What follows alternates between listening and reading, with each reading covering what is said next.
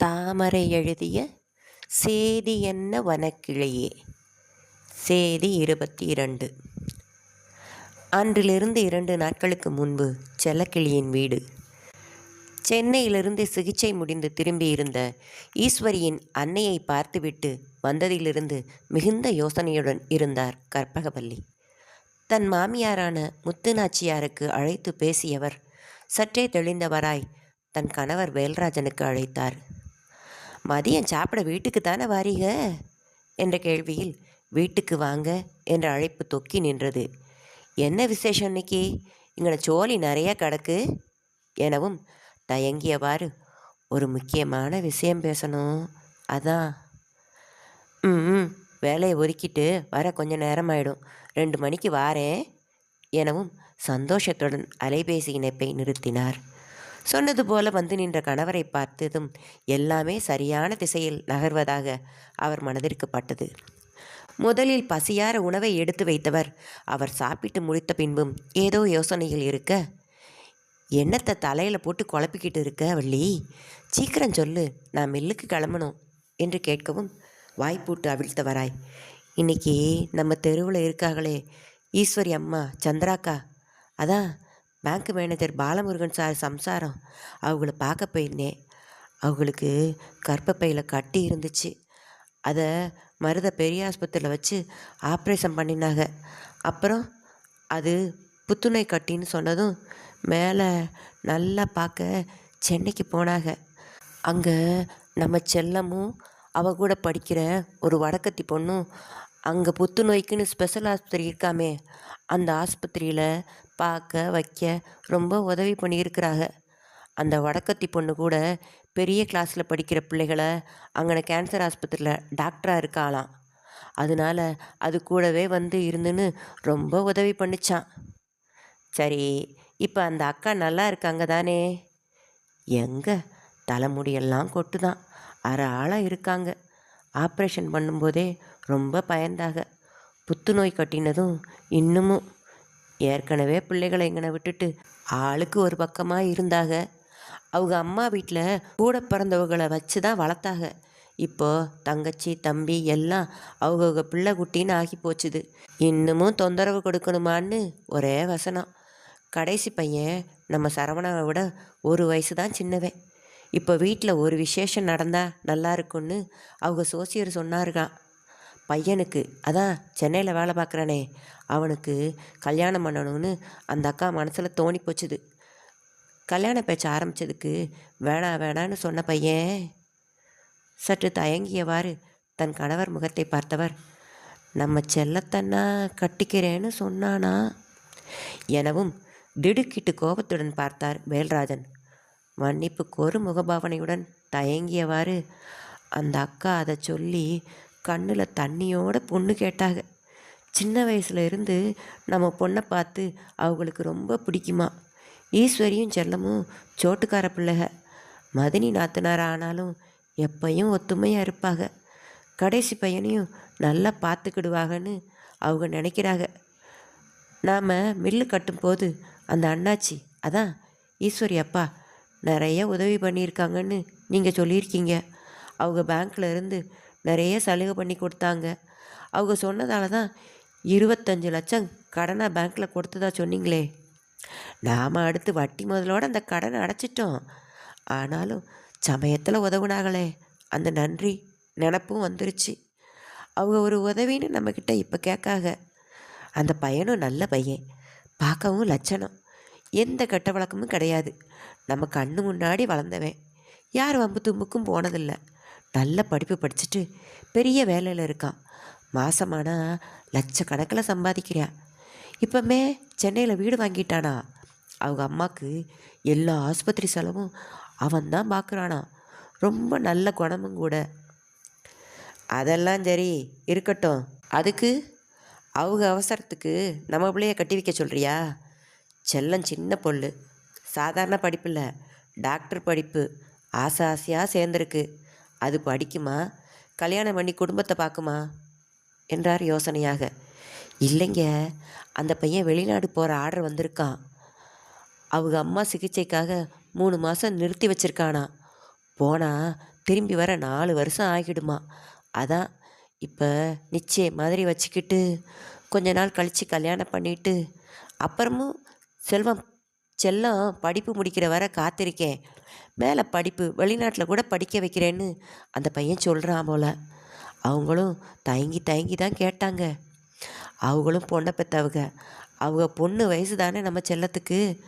அந்த நேரத்தில் கேட்குறோம்னு சங்கடப்பட்டுக்கிட்டே தான் கேட்டாங்க. பையன் பிடிவாதமாக சொல்லிட்டானா வேற எந்த பொண்ணையும் கட்ட மாட்டேன்னு. அவங்க சென்னைக்கு போகிற முன்னமே நம்ம பொண்ணை பற்றி கல்யாணம் அப்படி பேசிட்டு போனதும் அங்கே ஆஸ்பத்திரியில் அந்த அக்காவுக்கு புத்துநோய் உடம்புல வேற எங்கேயும் பரவலை, குணமாக்கிடலாம் அப்படின்னு டெஸ்ட் முடிவு வந்துச்சான். நம்ம பொண்ணு பேசின ராசி அதான் நல்ல செய்தியாக வருது அப்படின்னு எல்லாம் நினைக்கிறாங்க அவங்க வீட்டில். அந்த அக்கா மனசில் இன்னமும் பயம் இருக்குது. அவங்களுக்கு ஒன்றுனா 3 பிள்ளைகளும் தனியாக விட போயிருமேன்னு அவங்க தவிப்பு, ஆதங்கம். ஒரு தாயாக எனக்கு புரியுதுங்க.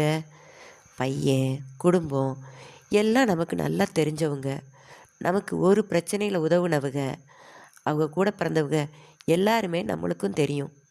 அங்கே போனால் நம்ம செல்லம் ராசாத்தி மாதிரி இருப்பா. நீங்கள் என்ன நினைக்கிறீங்க என ஆர்வமுடன் கேட்க, யோசனையுடன் நெற்றியை வருடையவர், 18 வயது தான் ஆகுது, அதுக்குள்ளே நம்ம பிள்ளைய கல்யாணம் காட்சின்னு சிரமப்படுத்தணுமா? அதில் என்னங்க சிரமம்? அவள் நல்லா படிக்கிறவ, அவள் படிப்புக்கு இடைஞ்சல் வராமல் அவங்க பார்த்துக்கிறேன்னு சொல்கிறாங்க. இப்போதைக்கு நிச்சயம் மட்டும் வச்சுக்கிடலாம், அவன் வெளிநாடு போய் வந்ததும் கல்யாணத்தை வச்சுக்கிடலாம்னு சொல்கிறாங்க. நாம் தேடினா கூட இது மாதிரி ஒரு பையன், குடும்பம் கிடைக்கிறது கஷ்டம். அத்தைகிட்ட கூட கேட்டேன், அவங்களுக்கு ரொம்ப சந்தோஷம். இனி நீங்கள் தான் சொல்லணும். நாளைக்கு உங்களை பார்க்க ஈஸ்வரி அப்பா அம்மா வாராங்களாம் இங்கே நம்ம வீட்டுக்கு எனவும் யோசனையை அமர்ந்திருந்தவர், சரி யோசிப்போம் என்று விட்டு மில்லுக்கு கிளம்பினார். யோசித்தவருக்கு மனைவி கூறிய சாதகங்கள் சரியாகப்படவே மறுநாள் வந்து பெண் பெயர்ப்பவர்களிடம் மறுத்து ஏதும் கூறவில்லை. அடுத்து புரட்டாசி பிறப்பதால் இந்த வாரத்திலேயே பூ வைத்து உறுதி செய்து கொள்வதற்காகவும் அருகே இந்த மண்டபத்தில் சிறியதாக 2 வீட்டு முக்கிய உறவினர்களை மட்டும் வைத்து நிச்சயம் செய்து விடலாம் என்றும், திருமணம் பிறகு 1 வருடத்திற்குள் செய்யலாம் என்றும் சொன்னார்கள். செல்லக்கிளியின் ஜாதகத்தை பொருத்தம் பார்க்க எடுத்தபோது, இப்போது செய்வது சரிதான், இல்லாவிட்டால் 8 வருடங்கள் கழித்துத்தான் திருமண யோகம் வரும் என்று பார்த்தவர் கூறிவிட்டு, பெண்ணுக்கு சிறு சிறு கண்டங்கள், ஆபத்துக்கள், மனப்போராட்டங்கள், குழப்பங்கள் இருக்கும், திருமணம் பேசுவது கூட இந்த சமயம் நல்லதற்குத்தான் எனவும், சரிதான், மாலை பொருத்தம் வந்துவிட்டால் எல்லாம் தானாக நடக்கும் என்று சொல்வது உண்மைதான் போலும் என்று எண்ணியவராய் மகளிடம் பேச நினைத்து அழைக்கையில் அவள் அலைபேசி அணைத்து வைக்கப்பட்ட நிலையிலேயே இருந்தது. புயல் மழை காரணமாக அவளின் தோழி திவ்யா எண்ணும் சரியாக கிடைக்கவில்லை. எனவே மறுநாள் காலையில் விடுதி எண்ணுக்கு அழைத்து சுருக்கமாக விவரம் கூறியவர் கிளம்ப சொல்லி பணித்துவிட்டு நிச்சயதார்த்த ஏற்பாடுகளில் இறங்கினார் வேல்ராஜன். காற்றில் பறந்து பறந்து மேலேறிய பட்டம் நூலறுபட்டதும் சுழன்று தள்ளாடி பறக்க முயன்று இயலாமல் தரையிறங்குவது போல் வனராஜனின் மனமும் தரையிறங்கியது. இறக்கப்பட்டது. என்ன விளையாடுறியா என்பது போல் முறைத்தவன் வாயினால் கேட்கவும் செய்தான். அதற்கு பதிலேதும் சொல்லாதவளாய் அமைதியாய் தலை குனிந்தவள், நான் போகிறேன் என்று திரும்ப வேகமாய் சென்று வழிமறித்து அவள் முன் நின்றான். ஒழுங்கா சொல்லிட்டு போ. என்ன நிச்சயதார்த்தம்? யார் கூட? தலை குனிந்தவள் நிமிர்ந்தால்தானே. ஈஸ்வரி அண்ணன், அப்பா அம்மா முடிவு பண்ணியிருக்காங்க. நீ என்றான் எரிமலை குழம்பாய் சுடும் உஷ்ணத்துடன். ஒற்றை எழுத்தை கடுப்புடன் துப்பினான். செல்லக்கிளி நிமிரவே இல்லை. முனங்களாய் வார்த்தைகள் மட்டும் வந்தன. எங்கள் அப்பா ஐயா என்ன சொல்கிறாங்களோ அதுதான் என்றவள் அவனை சுற்றி கொண்டு முன்னே செல்லப்போக தன்னை கடக்க முயன்றவளின் மேல்புற கையை பற்றி நிறுத்தினான். உதற முயன்று முடியாமல் தன் கையால் விலக்க முயல போராட்டத்தில் அவன் கையில் ஒற்றை நீர்த்துளி பட்டு வழிந்தது. அவளின் விலக்க முயன்ற கையையும் இன்னொரு கையால் தடுத்து நிறுத்தியவன் கையில் பட்ட ஈரத்தை உணர்ந்து வலது கையால் அவளின் முகத்தை நிமிர்த்த கார்கால மேகமாய் கண்ணீரை வடித்து கொண்டு இருந்தன அவள் விழிகள். துடித்து போனான் வனராஜன்.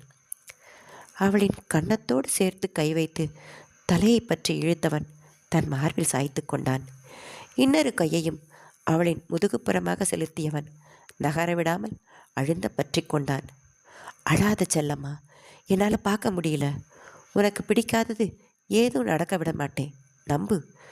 படிக்கிற பிள்ளைக்கு கல்யாணம் பண்ண நினைக்கிறாங்களே, பெரியவங்க யாரும் ஒன்றும் சொல்லலையா? ஊருக்கு போய் இருக்கு இந்த ஆச்சி தாத்தா எல்லாருக்கும் என கோபமாய் மொழியவும் மௌனமாக கண்ணீர் வடித்தாள் செல்லக்கிளி. முகத்தை நிமிர்த்தி கன்னங்களை துடைத்து விட்டவன் மெதுவாக நடத்தி சென்று அருகில் இருந்த கல்லிருக்கையில் அமர வைத்தான். அழுகையை அடக்கியவள் மெதுவான குரலில், அந்த அத்தைக்கு கேன்சர் இருந்தது, அதுக்கு ட்ரீட்மெண்ட் எடுத்துகிட்டு இருந்தாங்க, இப்போ நல்லாயிடுச்சு. ஈஸ்வரி அண்ணனுக்கு ஆன்சைட் வந்திருக்கான், அதனால் நிச்சயதார்த்தம் மட்டும் வைக்கணும்னு அவங்க சொல்லியிருக்காங்க. வெளிநாடு போகிறவங்க திரும்பி வர 3-4 வருஷம் ஆகுமா. அம்மா அப்பாவும் படிப்புக்கு பாதிப்பு இல்லைன்னதும் சரின்னு சொல்லிட்டாங்க போல என்றதும் யோசனையாய் அவளை பார்த்தவன், அப்போ உன் படிப்புக்கு பாதிப்பு வராதுன்னு தெரிஞ்சிருச்சு, அப்புறம் எதுக்கு இந்த அழுக எனவும் கோபமாய் நிமிர்ந்தவள் விலகி எழுந்து நடக்க தலைப்பட்ட எதிர்பார்த்தவனாய் உட்கார்ந்து இருந்தவாறே பின்புறமாக அவளின் முழங்கைக்கு மேல்புறத்தில் அழுந்த பற்றி இழுத்ததும் பின்புறமாக அவனின் மடியில் விழுந்து மார்பில் தஞ்சமானது அவனது கிளி. விழுந்தவளை வயிற்றோடு இறுக அணைக்க கோபத்துடன் 2 முழங்கைகளால் அவனின் விழாவில் குத்தியவள் அவன் பிடி தளர்ந்து எழுந்து நடந்தாள். பின்னோடு சென்றவன் குறும்பு புன்னகையுடன், எந்த பஸ்ஸில் டிக்கெட் போட்டிருக்கு என்று கேட்டான். நின்று முறைத்தவள் விழுங்குவது போல் பார்த்த அவனின் உரிமை பார்வை கண்டு வெட்கம் வர தன்னை அறியாமல் முகம் சிவக்க, சொல்ல மாட்டேன் என்று விட்டு தொடர்ந்து நடந்தாள். அவள் உடன் நடந்தவாறே தன் அலைபேசியை எடுத்தவன், அண்ணே, நான் நாயக் ஃபைவர்ஸ் வனராஜன், எங்கள் மாமா வேல்ராஜன் சென்னை டு வேம்பக்கோட்டை டிக்கெட் சொல்லியிருக்காங்க தானே, எனக்கு இன்னொரு டிக்கெட் வேணுமே. என்னது, ஏசி பெர்த் சேர்ந்து 2 இருக்கா என்று விட்டு குறும்பாய் அவளை பார்த்தவன் அவள் முறைத்ததும் குறும்பு புன்னகையை தொடர்ந்தவாறு, வேணா, அந்த பெர்த்துக்கு கீழே இருக்கிற சீட்டர் டிக்கெட் இல்லாட்டி பக்கத்தில் சிங்கிள் பெர்த் போடுங்க என்று விட்டு அலைபேசி இணைப்பை துண்டித்தவன் அவளை பார்க்க விழிகளை விரித்தபடி, கூடவா வரப்போறீங்க எனவும் ஆம் என்று தலையசைத்தவன் அவளை விழுங்கும் பார்வை தொடர்ந்தபடி, வாழ்க்கை முழுசுக்கும் என உதட்டை கடித்தவள் முகத்தில் வெட்கம் வந்தது. மறைத்தவளாய் சிறு புன்னகையுடன் விடுதிக்குள் நுழையப் போனவளின் 2 விரல்களை பற்றியவுடன் அப்படியே நின்றாள். அவன் முகம் பார்க்காமல் எதிர்ப்புறமாய் திரும்பியபடி, நாளைக்கு நிச்சயதார்த்தம் உனக்கும் எனக்கும்னு நான் பண்ணுனா இந்த அழகு முகத்தில் சிரிப்பு வருமா, இல்லை அப்போ மாதிரி கண்ணில் தண்ணி வச்சுப்பியா என்று மென்மையாக கேட்கவும் திரும்பி அவனை பார்த்தவள் கண்களில் மலர்ச்சியும் உதட்டில் அழகு புன்னகையும் பதிலாக பரிசளித்தாள்.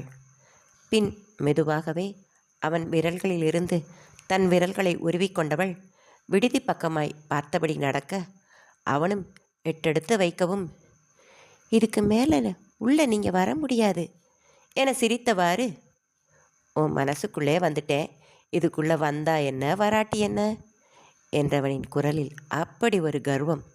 சரி, ரெடியாரு, நான் 5 மணிக்கு வரேன், சேர்ந்தே கோயம்பேடு போயிடலாம் என்று சொல்லிவிட்டு திரும்பி நடந்தவனின் கால்களுக்கு அடியில் மேகங்கள் வந்து குவிய பாதம் மண்ணில் படாமல் மிதப்பது பறப்பது போன்ற உணர்வு மனதிற்குள் ரகுமான் பாட ஆரம்பித்தார். நீல மழைச்சாரல் தென்றல் நெசவு நடத்தும் இடம், நீல மழைச்சாரல் வானம் குனிவதிலும் மண்ணை தொடுவதிலும் காதல் அறிந்திருந்தேன். கிளி பேசும். தாமரை எழுதிய சேதி என்ன வனக்கிளியே. சேதி 23. வனராஜன் அருகில் இருந்தவரை தோன்றாத எண்ணங்கள் எல்லாம் அவன் அந்த புறமாக நகர்ந்ததும் தோன்ற ஆரம்பித்து விட்டன செல்லக்கிளிக்கு. இவங்க பாட்டுக்கு நாளைக்கு நிச்சயம் என்னோட தான்னு சொல்லிட்டு போகிறாங்களே, அவங்க ஐயா ஐயாம்மா பற்றின நினப்பே இல்லையா? எங்கள் ஐயா அம்மாட்ட என்ன சொல்ல போகிறாங்க? காதலிக்கிறோம்னா? ஐயையோ என்று எண்ணி பதட்டமடைந்தாள். காதல் இந்த வார்த்தையை கேட்டதாலோ நினைத்தாலோ உடலில் பரவும் பதட்டம், பயம் இப்போதும் அவளை தாக்கியது. ஐயா தம்பி அருகில் கூட நெருங்கி அமராதவள் வனராஜன் அருகில் இயல்பாய் இருந்தது எப்படி? அவனின் அணைப்பில் அடங்குவதும் அவன் மடிவில் உறங்கியதும் எப்படி? இந்த இயல்பும் உரிமையும் உணர்வும் தான் காதலா? பூங்காவனத்துடன் நிச்சயம் என்றதும் கலங்கிய மனம் அவனுடன் நிச்சயம் என்றதும் மலர்ந்தது, மகிழ்ந்தது. அந்த காதல் எனும் மயக்கம் உணர்வினாலா? நான் கண்ணத்தானை காதலிக்கிறேனா? அப்படி அவன் அங்கு வந்து எல்லோர் முன்பும் சொல்லிவிட்டால் ஐயா அம்மாவை, வந்திருக்கும் உறவினர்களை எப்படி எதிர்கொள்ளப் போகிறோம்? நாளை என்ன நடக்கும்? என்ன செய்யப் போகிறேன்? அவன் வா என்று கூப்பிட்டால் போய்விட முடியுமா? மீண்டும் கண்ணீர் வர ஆரம்பித்தது. பல்வேறு குழப்பங்களுடன் தன் பயணப்பையை அடுக்கிக் கொண்டு இருந்தாள். திவ்ய பாரதி வந்ததும் அவசரமாக ஊருக்கு செல்வதாக கூறியவள் எதற்கு என்று கேட்டவளிடம் பதில் கூறாமல் 2 நாட்கள் விடுமுறை சொல்லிவிடும்படி மெதுவான குரலில் கூறினாள். சொன்ன நேரத்திற்கு முன்பாகவே வந்த வனராஜன் வரவேற்பில் காத்திருந்தான். பயணப்பை சுமந்தபடி வந்தவள் முகத்தில் இருந்த குழப்பம் பார்த்து யோசனையுடன் சுருங்கின அவனின் விழிகள். அவளிடம் இருந்து பையை வாங்கியவன் அமைதியாய் நடந்தான் வாகனத்தை நோக்கி.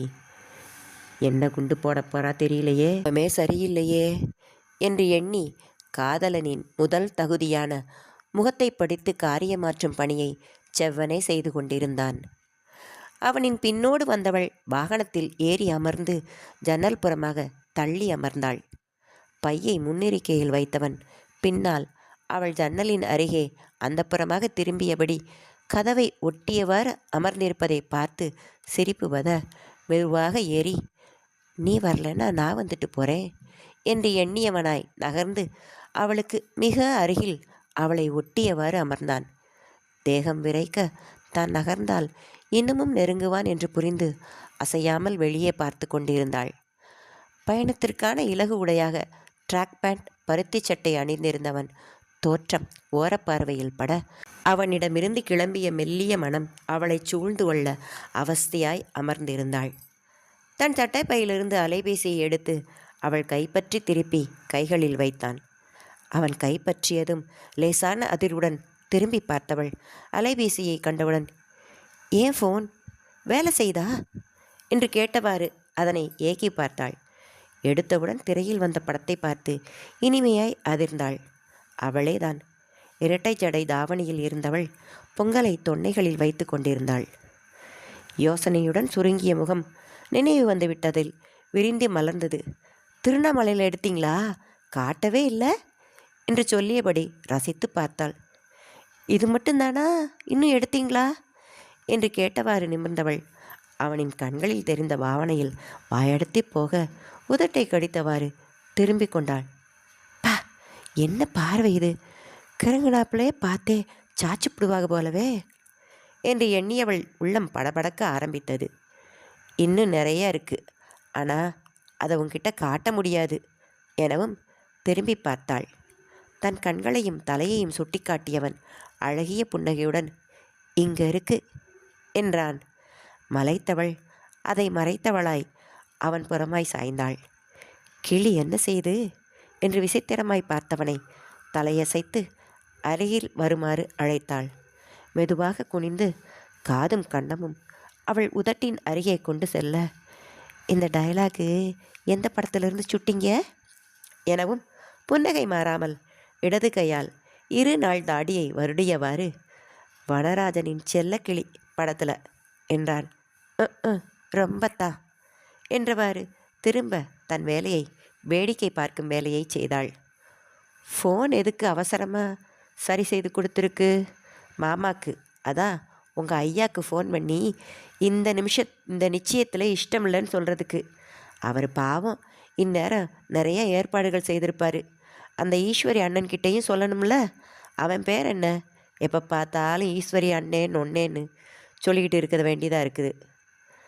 ஐயாக்கா என்று மலைத்தவளிடம், மாமாட்ட சொல்ல பயமாக இருந்தா அத்தைட்ட, இல்லாட்டி உன் ஃப்ரெண்டு அந்த ஈஸ்வரிட்ட சொல்லு என்றான் அலட்டாமல் நிதானமாய். நாளைக்கு நான் வந்தேன்னா நான் உன்னை விரும்புகிறேன், நீயும் என்னை விரும்புகிறேன்னு சொல்லித்தான் நிச்சயத்தை நிறுத்த முடியும் என்றான் அவள் பயத்தின் நாடி பிடித்தவனாய். ஆத்தி, பின்ன என்ன செய்ய சொல்கிற என்றான் நிதானமாய். இல்லை, நித்தியத்தில் இஷ்டமில்லை அப்படின்னு மட்டும் சொன்னா என்ன? அப்போ என் மேலே இஷ்டம் இல்லையா எனவும் அதிர்ந்து அவனை பார்த்தாள். இப்போ நான் ஊருக்கு போயிட்டேன்னா அடுத்து எப்போ வருவேன்னு தெரியாது செல்லம். இன்னும் 1 வருஷம் நான் அங்கே இருக்கணும். அதுக்கப்புறம் என்ன அங்கே இருக்க சொல்லிகிட்டு இருக்காங்க. ஆனால் நான் சரியாக 2 வருஷம் திரும்பி வந்துடுவேன். இங்கே புதுசாக காஸ் ஃபேக்ட்ரி கட்ட போகிறோம். அதுக்காக இடம் பார்த்து ரிஜிஸ்டர் பண்ணத்தான் இப்போ வந்திருந்துருக்கிறது. நான் வந்தது நல்லதாக போச்சு. உன் மனசு எனக்கு தெரிஞ்சிருச்சு. இன்னும் 10 நாளில் கிளம்பணும் செல்லம். இந்த பிரச்சனைகளை முடிச்சுட்டு போனால் 2 பேருக்கும் நிம்மதி. ஆமாம், நீ பயப்படுற அளவுக்கு நம்ம காதில் என்ன குத்தமா?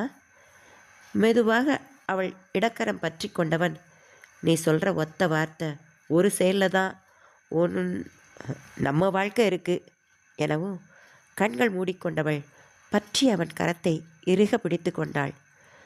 பற்றிய கரத்தை பற்றியவாறே மெதுவாக உயர்த்தி பூச்செண்டாய் தெரிந்த மெல்லிய கரத்தின் மேல்புறத்தில் இதழை ஒற்றினான். அவளின் உடல் சிலிர்ப்பதும் ரோமக்கால்கள் குத்திட்டு கொள்வதையும் பார்த்தவன் தன்னை அடக்கி கொண்டு மெதுவாக அவள் கரத்தை மடிமேல் வைத்துவிட்டு விலகி அமர்ந்தான். அதன்பின் பேருந்து நிலையத்தை அடைந்து தங்களின் இருக்கைகளை அடைந்தவர்கள் இடையே மௌனம் கோலோச்ச நயனங்கள் மட்டும் அவ்வப்போது பேசிக்கொண்டன. அதிகாலையில் இணைந்து இறங்கிய இருவரையும் பார்த்து வேல்ராஜன் ஒரு நிமிடம் திகைத்து போனார். வெளிநாட்டு வாசத்தில் நிறம் கூடி தொழில் வெற்றியில் கம்பீரம் கூடி தெரிந்த மருமகனும் பட்டணத்தின் நாகரீக தலையலங்காரம் அறிவு மற்றும் படிப்பின் கலையில் பொலிவு கூடி தெரிந்த மகளும் அருகருகே நிற்கதை பார்த்தவர் ஒரு நிமிடம் திடுக்கிட்டார். வா மாப்பிள்ள என்றவர் நாக்கை கடித்து கொண்டு, ராசா எப்படி இருக்க? நேத்தே வரதா சொன்ன, இன்னைக்கு தான் வரியா? செல்லத்துக்கு நிச்சயதார்த்தம் இன்னைக்கு இரவு 7 மணிக்கு அழைக்க வீட்டுக்கு வரேன், அவசியம் வரணும் எனவும் மந்தகாச புன்னகை சிந்தியவனாய், நான் இல்லாமல் உங்கள் பொண்ணுக்கு நிச்சயதார்த்தம் நடந்துருமா? வந்துடுவேன் மாமா என்று விட்டு விடை பெற்றவன் வெளிநாட்டில் இருந்து கொண்டு வந்திருந்த தன் பெரிய பெரிய பயண பொதிகளை இறக்கி கொண்டிருந்த தன் வாகன ஓட்டியின் அருகே சென்றான். திரும்பி தன் தந்தையின் பின் சென்று கொண்டிருந்தவளை பார்க்க தந்தையின் 2 சக்கர வாகனம் நிறுத்தப்பட்டிருந்த இடத்திற்கு நடந்து கொண்டிருந்தாள் அவனின் செல்லம்மா. எப்போதும் போல் அவளின் நடையழகை லயித்து பார்த்தவன், அப்பா வந்ததும் கண்டுக்கிறாளா பாரு என்று செல்லமாய் கோவப்பட சட்டென்று நின்றவள் தலை திருப்பி அவனை பார்த்து புன்னகைத்து போய் வருகிறேன் என்பதாய் தலையசைத்தாள். அவ்வளவுதான். இதழ்கள் சிரிப்பில் விரிய மனம் துள்ள அங்கேயே ஒரு குத்தாட்டம் போட துடித்த தன் கால்களை அடக்கியவன் சிரித்தவாறே தானும் தலையசைத்து விடை கொடுத்தான். தம் வாகனத்தில் ஏறியவன் வீடு செல்ல அங்கே ஆவலாய் காத்து கொண்டிருந்தனர் அவனின் குடும்பத்தினர். 2 வருடம் கழித்து பார்த்த பாட்டி வேதனாகி அவனை அணைத்து கொள்ள அமைதியாக நின்றான். தாத்தா கோவிந்தராஜனின் பாதம் தொட அவர் தடுத்து கண்கள் பணிக்க அணைத்து கொண்டார். தந்தையின் கண்களில் தெரிந்த பெருமிதம், தாயின் கண்களில் தெரிந்த பாசம் அனைத்தையும் உள்வாங்கிக் கொண்டு அனைவரின் பாச விசாரிப்புகளுக்கு பதில் கூறியவன், டேட், மேம், ஒரு முக்கியமான விஷயம் பேசணும் என குளிச்சிட்டு சாப்பிட்டு பேசலாம் கண்ணா என்ற தாயார் சற்று நேரத்தில் அவன் அறைக்கு தேடி வந்தார். குளித்துவிட்டு தலை துவட்டி வந்தவனை பார்த்து, கண்ணா, இன்னைக்கு செல்லத்துக்கு நிச்சயம் பண்ண போகிறாங்க. சாயங்காலம் 7 மணிக்கு. உன் மாமா இன்னும் கூப்பிட வரல. கூப்பிட்டாலும் இங்கே யாரும் வரமாட்டாங்க. நல்ல வேளை நீ வந்துட்ட. சாயங்காலமா நம்ம 2 பேரும் போயிட்டு வந்துடுவோமா? அவரின் தோள் மீது கை வைத்து குனிந்து அவர் கண்களை பார்த்தபடி, நிச்சயதார்த்தமா? அது நடக்கும், இப்போ இல்லை. நீங்களும் டேடும் சொல்கிற நேரத்தில், நாளில் எனவும் குழப்பமே பார்த்தார் அவனின் புன்னகை கண்டு. பின் புரிந்தவராய் லேசாய் அதிர்ந்தவர், என்ன கண்ணா, முடிவே பண்ணிட்டியா? நான் சொன்னேனே சரி வராதுன்னு. இல்லை மாம், எனக்கு செல்லந்தான், அவளுக்கு நான் தான். இதில் மாற்றமே இல்லை. முதல்ல உங்கள் பிரச்சனை, அந்த பிரச்சனை பற்றி பேசத்தான் உங்களை கூப்பிட்டேன். வாங்க கீழே போகலாம் எனவும் கலங்கியவராய் அவன் பின்னே நடந்தார் சொர்ணக்கிளி. கீழே அலுவல் அறைக்குள் அன்றைய தினசரியை படுத்தி கொண்டிருந்த சவுந்தரராஜன் புன்னகையுடன் மகனை ஏறிட்டார். நான் சென்னையில் கௌரிமாவை பார்த்தேன் டாட் எனவும் சவுந்தரராஜனும் சொர்ணக்கிளியும் அதிர்ந்து நின்றனர். செல்லக்கிளியின் வீட்டில் தன் அலைபேசியை தொலைக்காட்சியில் இணைத்து தன் கல்லூரியில் எடுத்த படங்கள் காணொலி காட்சிகள் காட்டிக் கொண்டிருந்தாள் செல்லக்கிளி. தன் அலைபேசியில் பேசியவாறே அங்கு வந்த வேல்ராஜன் தற்செயலாக தொலைக்காட்சியின் ஒளித்திரையில் தெரிந்த பிம்பத்தை பார்த்து மின்சாரம் தாக்கியது போல் அதிர்ந்தார்.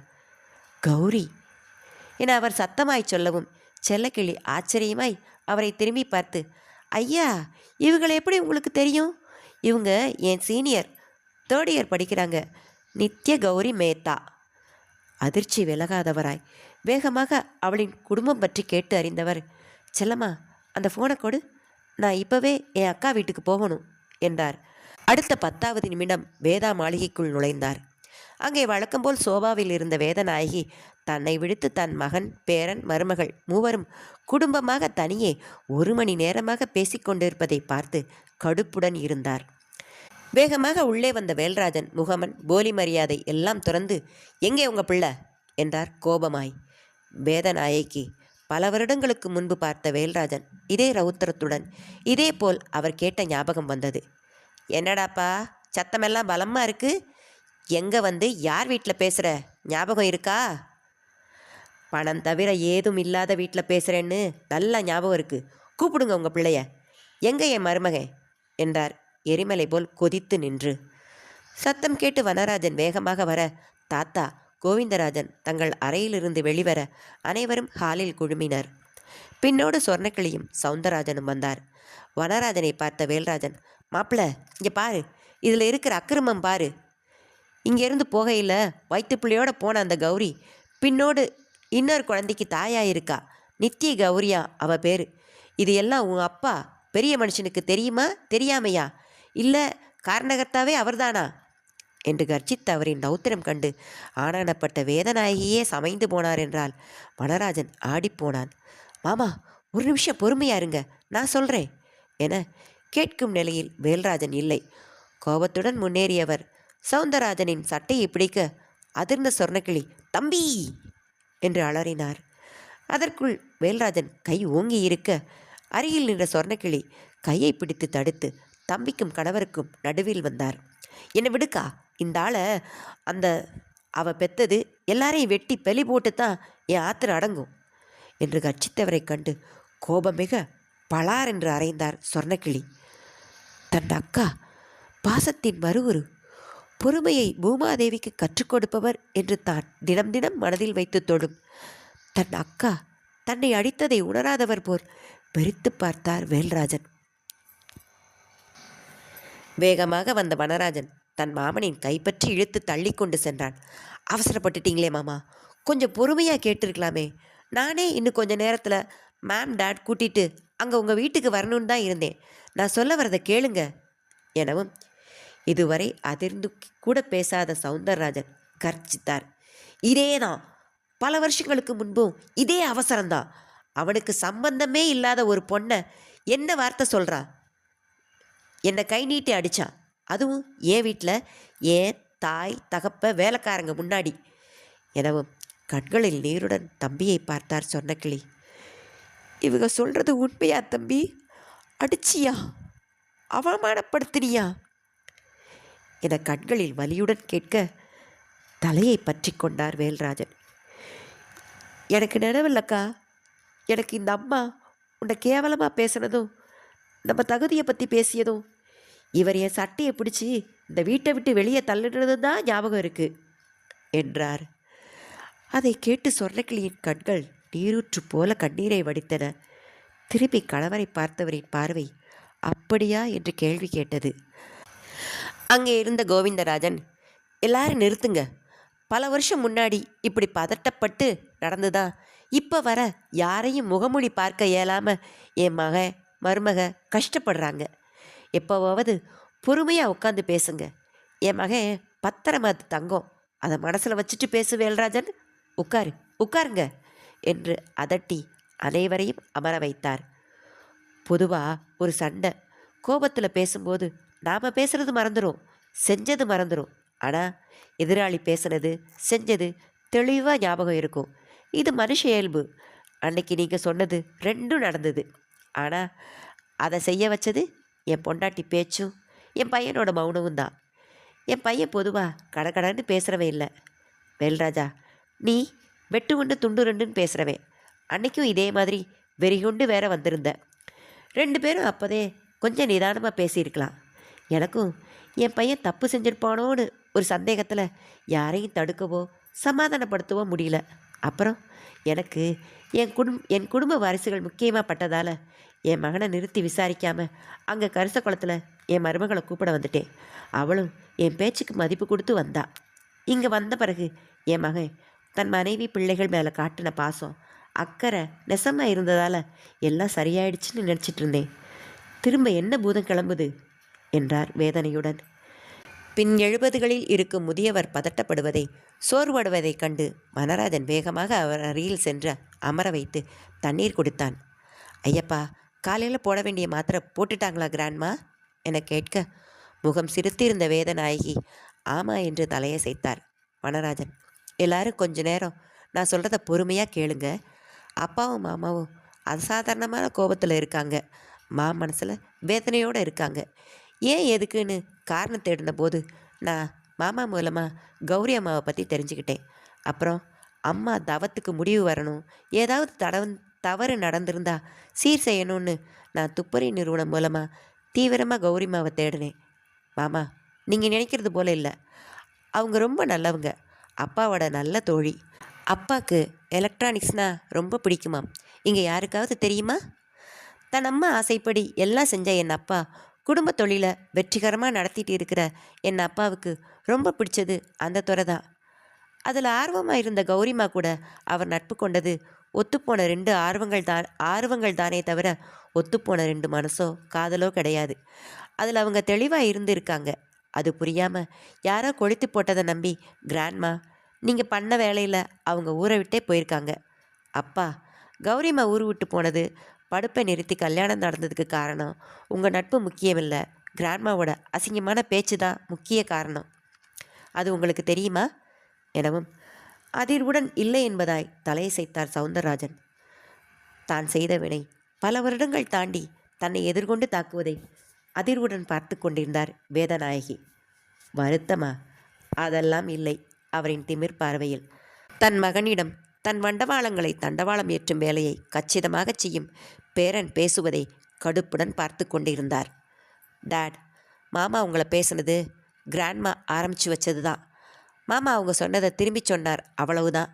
அப்போது உங்கள் கோபம் முதல்ல கிராண்ட்மா மேலே தான் வந்திருக்கணும். அது படமாட்டீங்க.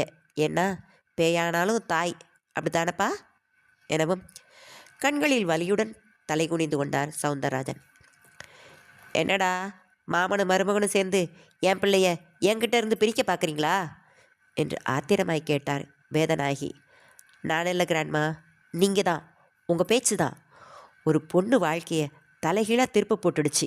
இன்னொரு பொண்ணான என் அம்மா வாழ்க்கையை அவங்கள ஒரு நாள் நிம்மதியாக இருக்க விட்டுருக்கீங்களா? மருமகளை அடிமையாகத்தான் வச்சுருக்க நினச்சிங்க. எங்கள் அம்மா வாழ்வு கெட்டு போனதுக்கு நீங்கள் தான் காரணம். இப்போ அவங்க எப்படி வாழ்க்கையை வாழ்ந்துட்டு இருக்காங்க தெரியுமா என்றவனை இடைமறித்தார் வேதநாயகி. ஆளுக்கு என்ன, 3 வேலைக்காரங்களை வச்சுக்கிட்டு நித்தம் ஒரு பட்டுப்படவை, மாதம் ஒரு நகைன்னு என் மகன் கொடுக்கறத போட்டுக்கிட்டு சந்தோஷமாக தானே இருக்கா என்று நொடித்தவரை கூர்ந்து பார்த்தவன், பணம் பவுசில் சந்தோஷப்படுறது உங்களுக்கு இயல்பாக இருக்கலாம். எங்கள் அம்மா அன்பு, பாசம், கௌரவம்னு இருக்கிறவங்க. அதை கொடுத்துருக்கீங்களா என்று தந்தையிடம் திரும்பி, date, sorry to say this, நீங்களும் அதை வேடிக்கை தான் பார்த்துக்கிட்டு இருந்தீங்க. உங்கள் நட்பு துன்பப்பட்டதுக்கு மாமா செய்ததற்கு நீங்கள் மாமா பழி வாங்கிட்டீங்க என்றவன் கோபத்துடன் சிறு வருத்தத்துடன். சவுந்தரராஜன் வலியோடு கண்கள் மூடியவாறு, அப்படி இல்லை கண்ணா, நான் என் மனைவிடா. நான் உண்மையாக இருந்தேன்.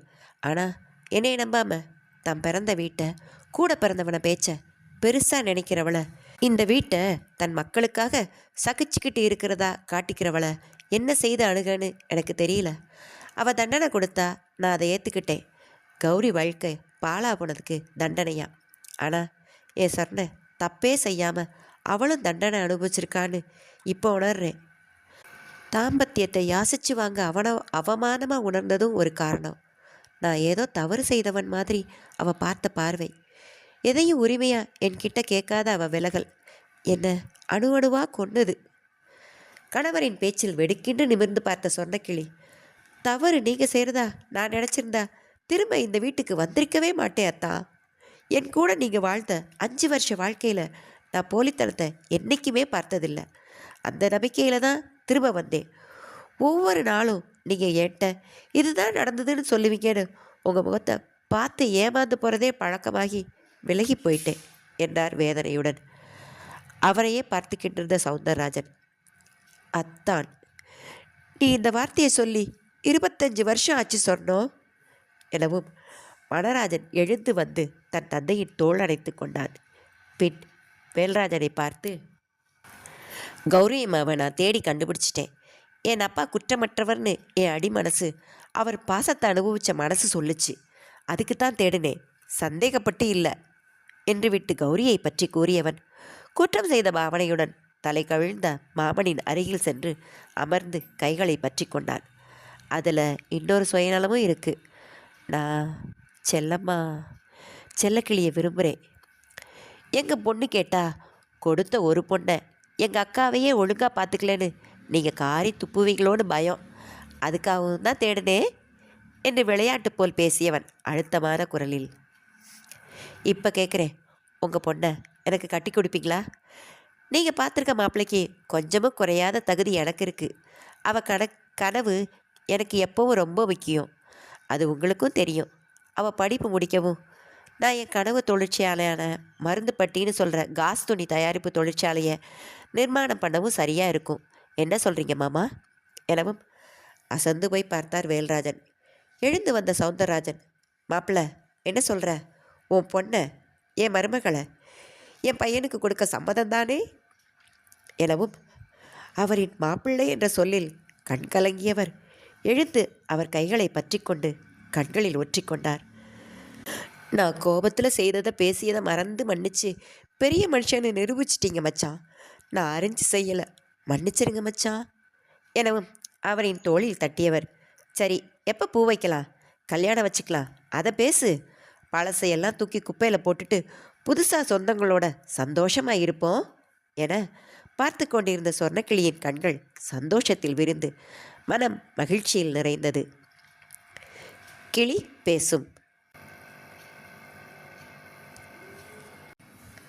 தாமரை எழுதிய சேதி என்ன வனக்கிளியே. சேதி 24. பூங்காவனத்தின் வீட்டின் உள்ளே தயங்கியவாறு நுழைந்த வேல்ராஜனிற்கு அவர்களின் உற்சாகமும் அன்பான வரவேற்பு இன்னமும் சங்கடமான நிலையில் ஆழ்த்தியது. தன் அறையில் தன் மனம் கவர்ந்த செல்லக்கிளிக்காக தான் வாங்கியிருந்த 2 இதயங்கள் இணைந்த மாதிரி இருந்த மோதிரத்தை ரசித்து கொண்டிருந்த பூங்காவனம் அவளின் செங்காந்தள் விரலில் இதை அணிவிக்கும் தருணம் எப்படி இருக்கும்? பயமும் பதட்டமுமாய் அவன் பார்த்திருந்த விழிகள் அப்போதாவது வெட்கமும் காதலுமாய் தன்னை பார்க்குமா என்று புன்முறுவலோடு எண்ணிக்கொண்டான்.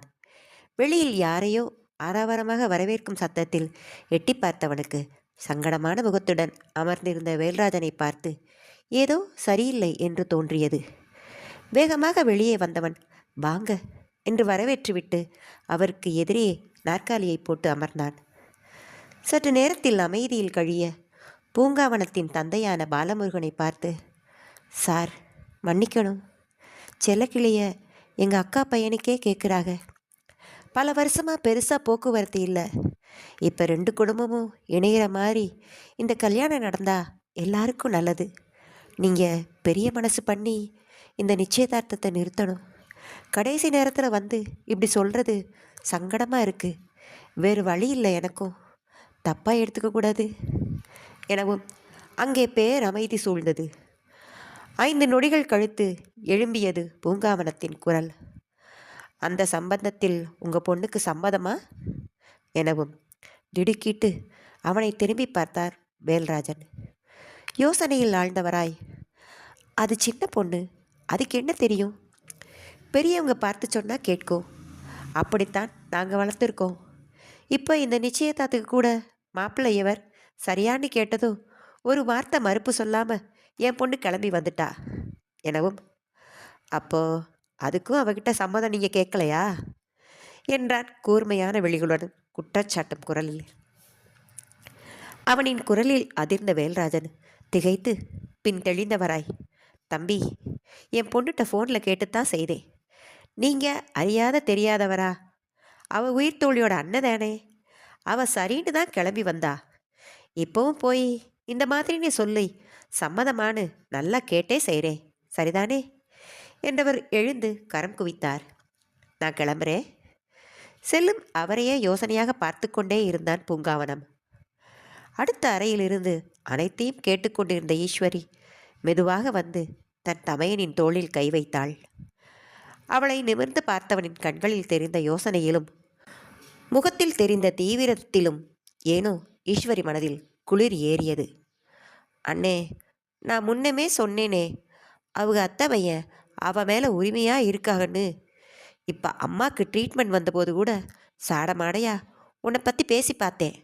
அவள் பெருசாகவே எடுத்துக்கல. விடுனே, உனக்குன்னு ஒரு பொண்ணு இருப்பா, அவள் உன்னை தேடி வருவா என்றாள் சமாதானமாய். அவளின் கையை எடுத்து விட்டவன் தனது அறைக்குள் நுழைந்து தாளிட்டு கொண்டான். வீட்டுக்குள் நுழைந்த வேல்ராஜன் வரவேற்பறையில் குழுமியிருந்த தன் மனைவி வழி சொந்தங்களைக் கண்டு மணிக்கட்டை திருப்பி பார்த்தார். இரவு 7 மணிக்கு நிச்சயம் என்று சொல்லியிருந்ததால் அனைவரும் மதியமே வந்து சேர்ந்திருந்தனர். கோபத்துடன் சென்ற மகன் சந்தோஷத்துடனும் யோசனையுடனும் திரும்புவதை பார்த்தவாறு இருந்தனர் அவரின் பெற்றோரான மயில்வாகனமும் முத்துநாச்சியாரும். தன் மனைவி, அன்னை, தந்தையை அறைக்குள் அழைத்தவர் விவரம் சொல்ல முத்துநாச்சியார் மயில்வாகனமும் மிகவும் மகிழ்ந்தார்கள் என்றால் கற்பகவள்ளியின் முகம் குழப்பத்தை காட்டியது. என்ன திடீர்னு பொண்ணு கேட்குறாங்கன்னு சொல்கிறீங்க? சித்தி சவுந்தரண்ணனா கேட்டாக? நம்பவே முடியலையே என்று கேட்டார். ஆமாம், உன் அண்ணன் தம்பிட்ட விவரத்தை சொல்லு என்று அவரை அனுப்பியவர் தன் அன்னை தந்தையிடம் கௌரி பற்றிய விவரம் சுருக்கமாக சொன்னதும் முத்துநாச்சியாருக்கு கண்களில் கண்ணீர் வந்துவிட்டது. அந்த பெத்தனாச்சி இம்புட்டு வருஷம் கழித்து கண்ணை திறந்து பார்த்துட்டா. என் பொண்ணு வருஷம் பால் கோடம் எடுத்ததுக்கு இப்போ அவள் வயிற்றில் பாலை வாத்துட்டா என்று மகிழ்ந்தவர் அதைவிட மகிழ்ச்சியாய், நம்ம ராசனுக்கு நம்ம ராசாத்தியை கேட்குறாங்களா? நெசமாத்தான் சொல்கிறியா வேலு? சம்மதியம்மாவா கேட்டாக எனவும், இல்லைம்மா, மச்சா கேட்டாங்க. அதை அந்த அத்தை சும்மா பார்த்துக்கிட்டு தான் இருந்தாங்க. இதென்ன சூரியன் மேற்கால உதிக்கிற மாதிரி ஆச்சரியமாக இருக்குது. அம்மை இருக்கையில் மருமக பிள்ளை வாயை திறந்து பொண்ணு கேட்டாரா? சரி, இப்போ சாயங்காலம் விசேஷம் வச்சுருக்கு, எல்லாரும் செத்த நேரத்தில் வந்துடுவாங்க. அவங்க வீட்டுக்கு சொல்லிட்டியா? ஏதும் பிரச்சனை இல்லையே என்று கேட்டு அவர் இல்லை என்பது போல் தலையசைத்ததும், இப்போவே வந்து பூ வைக்கிறேன் நாளா அக்கா. இப்போவே என்ன அவசரம்மா? நம்ம வீடு தானே, எப்போ வேணால் வரட்டும், இந்த குழப்பமெல்லாம் தீரட்டும். ராச 10 நாள் லீவில் தான் வந்திருக்கான், அவன் இருக்கையிலே செஞ்சு புட்டா என்ன? எம்மா, அவசரப்படாதீங்க, இதெல்லாம் மாப்பிள்ளை வீடு முடிவு பண்ண வேண்டியது, அவங்க பொறுமையாக பேசிட்டு சொல்லட்டும் எனவும், ஏனோ முத்துநாச்சியாருக்கு இன்றே நடத்திவிட்டால் நல்லது போல் தோன்றியது. தன் மகளுக்கு அலைபேசியில் அழைத்தார். அதே நேரம் வேல்ராஜன் செல்லக்கிளியை தன் அறைக்கு வருமாறு அழைக்க சற்றே உதறலோடு வந்தாள் செல்லக்கிளி.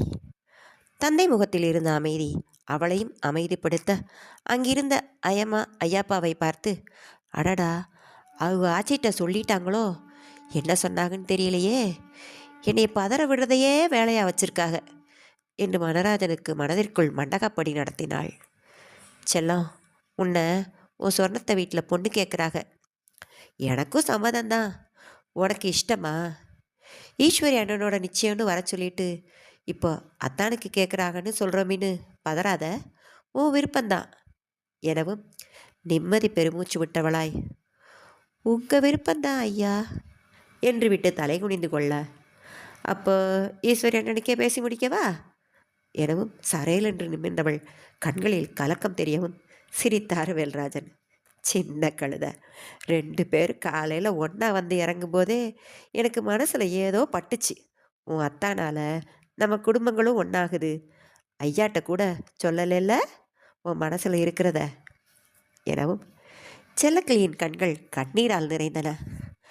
அப்படியெல்லாம் இல்லை, நீங்கள் இஷ்டப்பட்டு யாரை சொல்கிறீங்களோ அவங்களோட தான் எனக்கு கல்யாணம். ஆனால் ஐயா, எப்போ எப்படின்னு தெரியல.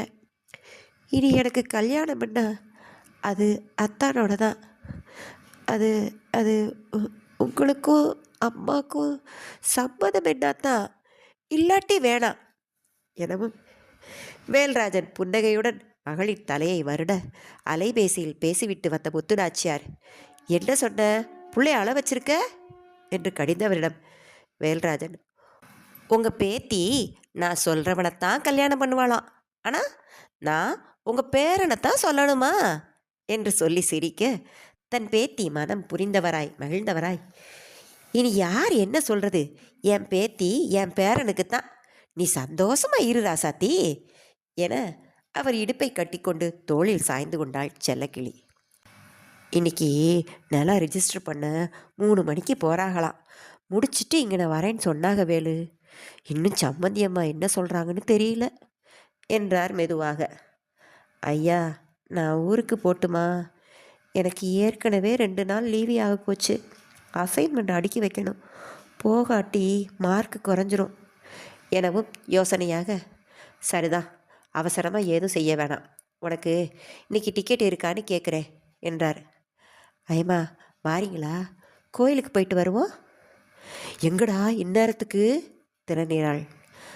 அதான் இந்த தெருவில் இருக்கிற நம்ம சாமி கோயில் எனவும், வனராசம் கோயிலுக்கா எனவும் முகம் சிவந்தது செல்லக்கிளிக்கு. அதை பார்த்த முத்து நாச்சியாருக்கு சிரிப்பு வந்தது. இப்போ உச்சி, மத்தியானம் போகக்கூடாது, சாமி துடியாக இருக்கும். சாயங்காலம் அத்தை வீட்டிலேருந்து வந்துட்டு போனதும் போலா ராசாத்தி எனவும், சரி என்று தலையை சேர்த்தவள் வெளியேறியவளை சூழ்ந்து கொண்ட மாமன் மக்கள், அத்தாச்சி கடைசியில் நீ உன் அத்தானையே கட்டிக்க போறியா? அதான் காலையிலிருந்து உம்முன்னு இருந்தியா என காலை வாரிவிட உதடு கழித்தவள் ஏதும் பேச வழியின்றி யாரையுமே நிமிர்ந்து பார்க்க வெட்கம் அணையிட ஓடி சென்று தன் அறைக்குள் புகுந்து கொண்டாள். பின்னோடு வந்த தம்பி சரவணன், அக்கா, இவ்வளோ வருஷத்தில் நீ செஞ்சதிலே உருப்படியான காரியம், அத்தானை கட்டிக்க சம்மதிச்சது தான். ஐயா, எனக்கு மச்சானும் அத்தானும் ஒருத்தரே என்று விட்டு ஹே என்றவாறு கை உயர்த்தி இடுப்பு வரை இறக்கி என ஆட்டம் போட நண்டு சிண்டு எல்லோரும் ஓடி வந்து தங்கு தக்கென்று குதித்தன. அவர்களின் உற்சாகம் மனம் துள்ள சிரிப்பை வெட்கத்தை காட்ட இயலாமல் கட்டிலில் குத்தாங்காலிட்டு அமர்ந்து கொண்டு மடியில் முகம் புதைத்து கொண்டாள். உள்ளே வந்த சின்ன மாமா அவளின் நிலை கண்டு சிரித்தவாறு பிள்ளைகளை வரவேற்பறைக்கு ஓட்டிச் சென்றார். வாங்க வாங்க, டிவியில் எந்திரம் படம் போடுறாங்க என்றவாறு. 5 மணி ஆன பிறகும் அழைப்பு ஏதும் வரவில்லை. சொர்ணக்கிழிக்கும் ரெஜிஸ்ட்ரேஷனுக்காக சிவகாசி போனவர்கள் இன்னும் திரும்பவில்லை என்ற செய்தி மட்டுமே தெரிந்திருந்தது. ஊருக்கு கிளம்புவதாக செல்லக்கிளி செய்தி அனுப்ப, இப்போதுதான் வேலை முடிந்ததாகவும் சிவகாசியிலிருந்து வந்து கொண்டு இருப்பதாகவும் பதில் வந்தது. அப்படியென்றால் வீட்டுக்கு போய் திரும்ப 1 மணி நேரம் ஆகிவிடும் என்று கணக்கிட்டவள் தன் ஐயாமாவிடம் கோயிலுக்கு போகலாம் என, மகள் வீட்டிலிருந்து வருவார்கள் என்ற யோசனையில் இருந்தவர், நீ சரவணை கூட்டிகிட்டு போயிட்டு வந்து ராசாத்தி, இங்கன விருந்தாடிக இருக்காங்கன்னா இல்லை, அம்மைக்கு உதவி பண்ணணும் என சரி என்றவளாய் வெளியே வந்தவள் தம்பி அனைவருடனும் ஒன்றாக விளையாடி கொண்டிருப்பதை பார்த்து அதை பாதியில் கலைக்க மனமராதவளாய் தனியே கிளம்பினாள் வனராஜனின் கோயிலுக்கு. கல்லூரி சென்ற பிறகு மிகவும் இழந்ததாக உணர்ந்த தன் இஷ்ட தெய்வத்தின் கோவிலுக்குள் மிகுந்த துள்ளலுடன் நுழைந்தன அவள் கால்கள். 3 வருடங்களுக்கு முன் நாம் பார்த்ததில் நிறைய மாற்றம். நுழைவு வாயில் மதில் சுவர் எழுப்பப்பட்டு கதவுகளுடன் கம்பீரமாக இருந்தது. கம்பி கதவுகள் வலையடிக்கப்பட்டு சிறு விலங்குகள் உள்ளே நுழைய முடியாவண்ணம் சாற்றி வைக்கப்பட்டு இருந்தன. உள்ளே நிறைய பழமரங்கள் பூச்செடிகள் வளர்க்கப்பட்டு நந்தவனம் சோலைவனம் போல் அடர்ந்து நின்றது. குழுமையான அந்த சூழலில் இருந்து சற்று தள்ளி மரத்தினடியில் இருந்த வனராஜனின் சந்நிதியில் எந்த மாற்றமும் இல்லை. பல நாட்களுக்கு பிறகு தனக்கு பிரியமான ஒருவரை பார்க்கப் போகும் பாவனையில் மணியை ஒலிக்கச் செய்துவிட்டு கடவுளரில் சென்றாள். வாளும் கேடயமும் தாங்கி நிற்கும் வனராஜரின் அழகை ரசித்தவளாய் கட்டத்தில் தப்பிக்கொண்டாள். எப்போதும் பூ கல்கண்டு எடுத்து வருபவள் இன்று ஏதும் எடுத்து வரவில்லை. தலையில் கொட்டி கொண்டவள் சுற்றி பார்க்க நீண்ட நாட்களுக்கு பிறகு வந்ததால் அந்த இடமே ஏதோ புதுமையாக இருப்பது போல் அவளுக்கு தோன்றியது. நந்தவனத்தில் சிறு பழமரங்களில் பறவைகளின் உற்சாக கூச்சல் கவனத்தை ஈர்க்க அங்கே மலர்ந்திருந்த மலர்களை கண்டவள் அதிலிருந்து 2 செம்பருத்தி பூக்களை பறித்து கொண்டு திரும்ப அவள் எதிரே கேள்விகள் பல கேட்கும் விழிகளுடன் நின்று கொண்டு இருந்தது வேறு யார்? பூங்காவனமே தான். அவள் வீட்டிலிருந்து கிளம்புவதை பார்த்தவன் யோசித்துவிட்டு அவளின் பின்னேயே வந்திருந்தான். அவனுக்கு அவளிடம் கேட்டே ஆக வேண்டிய சில கேள்விகள் இருந்தன. எப்போதும் அவனை பார்த்ததும் தோன்றும் பதட்டம் உருவாக மிரண்டு விழித்தாள். அந்த பார்வையிலேயே பூங்காவனத்தின் காதல் மனம் அடிவாங்கியது. எப்போதும் அவனை பார்த்தவுடன் ஓடுபவள் இப்போது ஓடச் சொல்லி கால்கள் சொல்ல இல்லை பேசு என்று புத்தி சொல்லியது. கடைசியாக பேசிவிடுவது நல்லது என்று அவளுக்கும் தோன்றியது. மிரண்ட பார்வை கவனப்பார்வையாக மாற விழித்தட்டாது பார்ப்பவளை பார்த்து பெருமூச்சு விட்டான். அப்போ உனக்கு 9 வயசு. நீயும் ஈஸ்வரியும் கோயிலுக்கு போயிருந்தீங்க. திடீர்னு மழை வந்துட குடை எடுத்துகிட்டு போய் உங்களை கூட்டிகிட்டு வர சொல்லி எங்கள் ஆச்சி துரத்தி விட்டதால் மனசுக்குள்ளே திட்டிக்கிட்டே உங்கள் 2 பேரை தேடி வந்தேன். அங்கே கோயிலுக்குள்ளே நின்றுக்கிட்டு இருந்த நீ மழையில் நனைஞ்சிட்டு வந்த 2 சின்ன பசங்களுக்கு நீ போட்டிருந்த ஸ்கர்ட்டை கழட்டி தொடச்சி விட்டுட்டு இருந்த. பார்த்ததும் சிரிப்பு வந்துச்சு. இந்த அம்மா பெரிய அன்னை தெரசா மாதிரி பண்ணுறாளேன்னு. ஆனால் அது என் மனசில் பதிஞ்சு போச்சுது போல. அடுத்து உன்னை பார்க்க ஏனோ பிடிக்க ஆரம்பிச்சிது. நீ என் தங்கைகிட்ட காட்டுற நட்பு, அவளுக்கு புரியாதது சொல்லித்தர உன் பொறுமை எல்லாமே பிடிக்க ஆரம்பிச்சிது. அதுதான் காதலா அப்படின்னா? ஆமாம், நீ 10 வயசு இருக்கும்போது எனக்கு 14 வயசு. நான் காதலிக்க ஆரம்பிச்சிட்டேன். நீ வளர வளர உன் மேலான என் பிரியமும் வளர ஆரம்பிச்சிது. உன் அமைதி, யாரையும் நிமிர்ந்து பார்க்காத உன் பார்வை, உன் குடும்பத்து மேலே நீ வச்சிருக்க பாசம், எதையும் கருத்தாக செய்கிற உங்கணும், எல்லாமே நீ என் வாழ்க்கை துணையாக வந்தா நல்லா இருக்கணும்னு தோண வச்சது. அதைத்தான் உங்ககிட்ட நான் வெளிப்படுத்தினேன். இப்போது சென்னைக்கு அம்மா சிகிச்சைக்கு வந்து இருந்தபோது நீ எங்கள் அம்மா மேலே காட்டின அக்கறையும் பாசமும் பார்த்து என்ன பிடிச்சதால தான் அவங்கக்கிட்டேயும் பாசமாக இருக்கேன்னு நினச்சேன். அதனால தான் கல்யாணம் பண்ணியே தீரணும்னு எங்கள் வீட்டில் பேச ஆரம்பித்ததும் உன் பேரை சொன்னேன். உங்கள் வீட்லேயும் சம்மதித்ததும் உனக்கு பிடிச்சிதான் நமக்கான கல்யாண ஏற்பாடு நடந்துச்சா, இந்த நிச்சயம் உனக்கு சம்மதம் தானான்னு அதை தெளிவாக கேட்கலாம்னு உன் ஹாஸ்டலுக்கு வந்தேன். நீ ப்ராஜெக்ட்டுக்கு ஜாமான் வாங்க போயிருக்கிறதா உன் ஃப்ரெண்டு திவ்யா சொன்னாங்க. கால் பண்ணேன், உன் ஃபோன் சுவிட்ச் ஆஃப்னே வந்தது. ரொம்ப நேரம் வெயிட் பண்ணிவிட்டு ஊருக்கு கிளம்ப வேண்டிய இருந்ததால் அங்கேருந்து கிளம்பிட்டேன். இப்போ இந்த நிச்சயத்தை நிறுத்திட்டு உங்கள் அத்தை வீட்டில் உன்னை கல்யாணம் பண்ணி கொடுக்க போகிறதா சொல்கிறாங்க. உனக்கு அதில் சம்மதமா? அவங்க வீட்டு ஆளுங்களை பார்த்தாலே நீ பயப்படுவேன்னு ஈஸ்வரி சொல்லியிருக்கா. உன் அத்தை மட்டும்தான் உங்களோட பேசுவாங்கன்னு சொல்லியிருக்கா. வேதநாயகி அம்மா சவுந்தரராஜன் பற்றி ஊருக்கே தெரியும். அங்கே போனால் நீ சந்தோஷமாக இருப்பியா? உன்னை இன்னொரு சொர்ணக்கிளியாக்கி வைக்க மாட்டாங்கன்னு என்ன நிச்சயம்? அந்த வீட்டு ஆளுங்களோட ஒப்பிட்டா என் குடும்பம் 100 மடங்கு உன்னை நல்லா பார்த்துப்போம். என்னை பற்றி உனக்கு தெரியும். உன் பார்வை பார்த்து குணம் பார்த்து நடக்கிறவனா? சொல்லு, உனக்கு இந்த நிச்சயத்தை நிறுத்தினதில் உடன்பாடு தானா? உனக்கு பிடிச்சதா உன் அத்தை வீட்டு ஆளுங்க பேசுகிறாங்களா என பலவாறு கேட்க செல்லக்கிளியின் வாயிலிருந்து வார்த்தை வெளிவர தகராறு செய்தது. வாயிலுக்கு முதுகு காட்டி நின்றிருந்தவன் ஒரு அடி முன்னே வந்து அவளை நெருங்கி, அப்படி இல்லைன்னா சொல்லு, யாரை எதிர்த்தினாலும் நிச்சயம் என்ன கல்யாணமே நான் நடத்தி காட்டுறேன். எனக்கு யாரை பார்த்தும் பயம் கிடையாது. உனக்கு பிடிச்ச சாமி இவர் முன்னாடி நான் அந்த நிச்சயதார்த்த மோதிரம் போடுறேன். நான் நிச்சயம் பண்ணுறேன் இப்போவே இங்கேயே என்றவன் தன் பையில் இருந்த நகைப்பெட்டியை எடுத்தான். அதை பார்த்த செல்லக்கிளி அரண்டு போனாள். அவனுக்கு பின்னால் கைத்தட்டும் சத்தம் கேட்டது. பூங்காவனம் திரும்பி பார்க்க அவன் பாதையை விட்டு விலகியதில் பார்வைக்கு பிரசன்னமானான் வனராஜன். கடவுள் வனராஜன் இல்லைங்க, நம்ம கதைநாயகன் வனராஜன். ரொம்ப நல்லா பேசுனீங்க. என்ன இவ்வளவு பேசுகிற நீங்கள் அவள் மனசில் நீங்கள் இல்லைன்னு இன்னும் புரிஞ்சிக்க மாட்டேங்கிறீங்கன்னு தான் வருத்தம் என்றவாறு அவனை தாண்டி அவள் அருகில் சென்றான். தன் அருகில் வந்து நின்ற வனராஜனை பார்த்ததும் நிம்மதி பெருக கண்கள் லேசாய் கலங்க மெதுவாக அவனின் இடது கரத்தை தன் 2 கரங்களால் வளைத்து பிடித்து கொண்டாள் செல்லக்கிளி. அதனை பார்த்த பூங்காவனத்தின் மனம் நம்ப இயலாமல் திகைத்தது. இப்போ என்ன பிரதர், செல்லக்கிளிக்கு யாரை பிடிச்சிருக்கு அதானே உங்களுக்கு தெரியணும் என்றவன் அவளை குனிந்து ஒரு பார்வை பார்த்தவன் தன் கழுத்தில் இருந்த PR என்ற எழுத்துக்கள் மீண்டும் தன் சங்கிலியை கழட்டினான். சற்றே யோசித்தவன், அவளின் வலக்கரம் பற்றி பூங்காவனத்தை தாண்டி அழைத்துச் சென்றவன் சாமி சந்நிதி முன் நின்றான். அவள் பக்கமாய் திரும்பி அவள் கழுத்தில் அணிவித்தான். தான் மோதிரம் எடுத்தபோது பதறி பார்த்தவள் இப்போது அந்த பொன்னகையை புன்னகையோடு கண்கள் மூடி வாங்கிக் கொள்வதை பார்த்த பூங்காவனத்தின் காதல் அந்த இடத்திலேயே மடிந்து மரணித்தது. கண்களில் வலியழ அவர்களை பார்த்தவன் சமாளித்தவனாய் புன்னகை சிந்தி வனராஜன் கடவுள் வனராஜனின் அருகே சென்று தன் கையில் இருந்த மோதிரத்தை அங்கிருந்த உண்டியலில் குனிந்து போட்டுவிட்டு கைகளை தூசு தட்டுவது போல் தட்டி கொண்டான். வெல் ப்ரோ, கல்யாணம் பண்ணுறதுல காட்டுற அக்கறை செல்லக்கிளிய சந்தோஷமாக வாழ வைக்கிறதுலையும் காட்டுவீங்கன்னு நினைக்கிறேன், நம்புகிறேன். அவளை விரும்பினவனாக இருந்தேன். இனி நான் அவளுக்கு ஒரு நலம் விரும்பி உங்கள் வீட்டு ஆளுங்களால் அவள் கண்ணில் ஒரு சொட்டு கண்ணீர் வந்தாலும் வேல்ராஜன் வருவாரோ இல்லையோ, பூங்காவன வருவான் எனவும் சிரித்த வனராஜன் ஞாபகம் வச்சுக்கிறேன் ப்ரோ எனவும் இடது பக்கமாய் உதடுகள் வளைய புன்னகை சிந்தியவன் செல்லக்கிளியை ஒரு பார்வை பார்த்துவிட்டு வெளியே செல்லும் வழி நோக்கி திரும்பினான். வேகமாக சென்று கதவை திறந்து வெளியேறினான். மாலை மயக்கத் தொடங்க அவ்விடமே மஞ்சள் கலந்த ஆரஞ்சு ஒளியில் நிறையத் தொடங்கியது. சன்னதி விட்டு வெளியேறி வந்த வனராஜன் பூங்காவனம் வெளியேறி செல்வதை பார்த்து கொண்டிருந்தவன் பெருமூச்சு விட்டு நல்லவன் தான் போல இல்லை எனவும் ஆமாம் என்பது போல் தலையை உருட்டினாள் செல்லக்கிளி.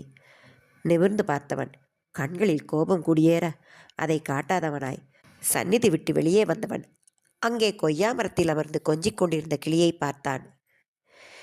எல்லாரும் தேடுவாங்க, வாங்க வீட்டுக்கு போகலாம் என மென்குரலில் செல்லக்கிளி சொல்லவும் முறைத்தவாறு இடுப்பில் கை வைத்தவாறு திரும்பினான். ஏண்டி அவன் அவ்வளவு கேட்குறான்? ஆமாம், என் அத்தை நான் காதலிக்கிறேன், உன்னை கல்யாணம் பண்ண மாட்டேன்னு வாயை திறந்து சொல்கிறதுக்கு என்ன? இப்போ தான் பிறந்த கிளி குஞ்சு மாதிரி வாயை திறந்து திறந்து மூடுற எனவும் அவளுக்கும் கோபம் வந்துவிட்டது. ஆமாம், ஒரு டமாரை எடுத்து கொடுங்க, தட்டிக்கிட்டே ஊர் முழுக்க போய் சொல்லிட்டு வரேன் நான் இவளை காதலிக்கிறேன் அப்படின்னு என்று மூச்சு வாங்க சொல்ல, அட இது கூட நல்லா இருக்கே என்றவாறு அருகில் வர கோபத்தில் இருந்தவள் சட்டென்று கடந்து நடக்க முயல இரு கைகளால் அவளின் மெல்லிடையை சுற்றி வளைத்தவன் தன்னை நோக்கி இழுக்க அவளின் நீலைகள் வெளியே தெரியாவண்ணம் இருள் பரவ ஆரம்பித்தது. அன்று போலவே முழங்கைகளால் வயிற்றில் குத்த முயல முதுகை வளைத்து அதை முடியாதவாறு செய்தவன் கைகளையும் சேர்த்து பிடித்து வளைத்து இறுக்கி அணைத்தான். தான் அணிவித்த சங்கிலி மார்பில் ஊஞ்சலாட நின்றவளின் மேல் உரிமையுணர்வு கடை கடக்க குனிந்த சங்கிலி தொட்டு கொண்டிருந்த தன் அவளின் சங்கு புஷ்பமென மென்மையாய் வளவளத்த கழுத்தில் இதழ் பதித்தான். மீசை முடிகள் மெல்லிய சருமத்தில் பட்டதும் கூசியதில் தோல் உயர அவள் தலையை அசைத்ததில் அவன் இதழ்களுக்கு அருகில் அவளின் வலது செவிமடல் வந்தது. ரோஜா மலரென இதழ் கூடி நின்றது. அவனை கவர்ந்து இழுக்க அங்கும் இதழ் குவித்து முத்தமிட்டான். மின்சாரம் தாக்கியவோள் அதிர்ந்த செல்லக்கிளி கண்கள் கிறங்கி மூடிக்கொள்ள அசையாமல் இருக்க செவிமடலில் இருந்து மெதுவாக முன்னேறி செழுமையான கன்னங்களை அடைந்தவன் அவன் வெப்பமான உதடுகள். அவனின் வெப்ப மூச்சு சூடேறச் செய்ததா, புத்தம் சூடேறச் செய்ததா, வெட்கத்தினால் பாய்ந்த இரத்தத்தினாலா என விளங்காமல் முகம் முழுவதும் சூடேற மயங்கி நின்றாள் செல்லக்கிளி. அருகில் இருந்த மரக்கிளியில் கிக்கி என்று கத்தியவாறு இருந்த கிள்ளைகள் இவர்களை கண்டோ என்னவோ சப்தமிடுவதை நிறுத்தி அழகோடு அழகுரசி கொஞ்சிக் கொண்டன. தன் தொடுகையில் மயங்கும் பெண்மையை கண்ட ஆணின் மனதில் வரும் கர்வம் வனராஜனின் மனதில் குடியேற அவளின் சிவந்து மலர்ந்த முகத்தை பார்த்து இந்த மயக்கம் தனக்கே உரியது என்று செருக்குற்றவனாய் ரசித்து நின்றான். திடுமென வீசிய குளிர்காற்றினால் சுய உணர்வு பெற்றவள் மெதுவாக கண்மலர்த்தி தன்னவனை பார்க்க அவனும் அவளைத்தான் பார்த்து கொண்டிருந்தான். இருக்கும் இடை நிலை உணர்ந்து அதிர்ந்து அவன் கைகளை விளக்க முயன்றவளாய், கோயிலில் வச்சு புது இடத்துல வச்சு என்ன இதெல்லாம் எனக்கு அடிய சத்தம் வெளியே வந்தால்தானே.